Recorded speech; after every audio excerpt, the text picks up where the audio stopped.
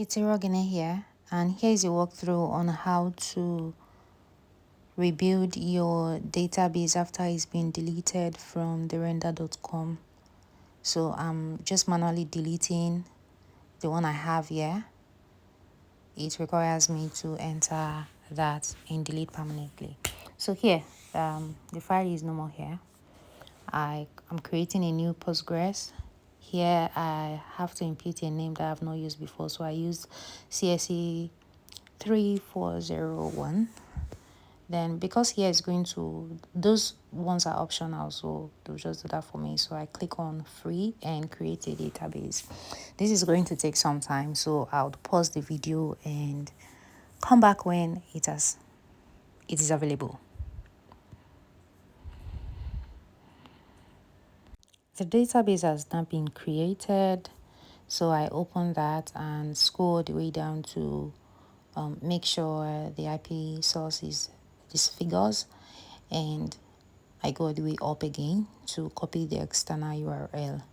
I would open my pgAdmin and delete what I have there before I have to remove that server because I've deleted that database, and now I have to re-register. So I give this a name. I'll just type in render and toggle off connect now. I go to connection and paste the URL I copied from render.com, and I do just this, deleting some figures at the front and back from the @ and the slash. For the maintenance database, I make sure the name and the username is corresponding with what I have on the database on render.com, and the password as well. I copy save password and make sure I toggle on these features, change that to require. Now I will connect the server now.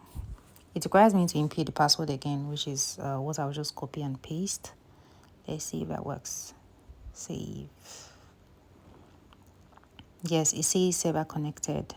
So I'll open up my database and you see that everything here is now empty. I no longer have anything on types. I go to my VS Code because I have copied these on my VS Code before. I copied everything and go back to pgAdmin, go to public and open up our query tool right here.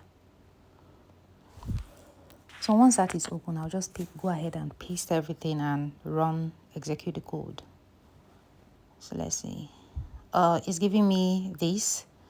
So because it gave me this error, I went back to copy the username and go back to my code to edit that. I'll also input this on my VS Code after it's done. So for the sake of the video, I just copied the username from my pgAdmin and changed the owner on my script, and as we can see, it's already working. So let me refresh my public to see if that worked. Refresh. As we can see, the tables have come here and the type, I have the account type. So let's check the classification table to see if everything worked all right.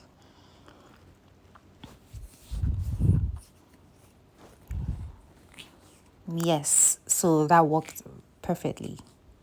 Thank you for watching.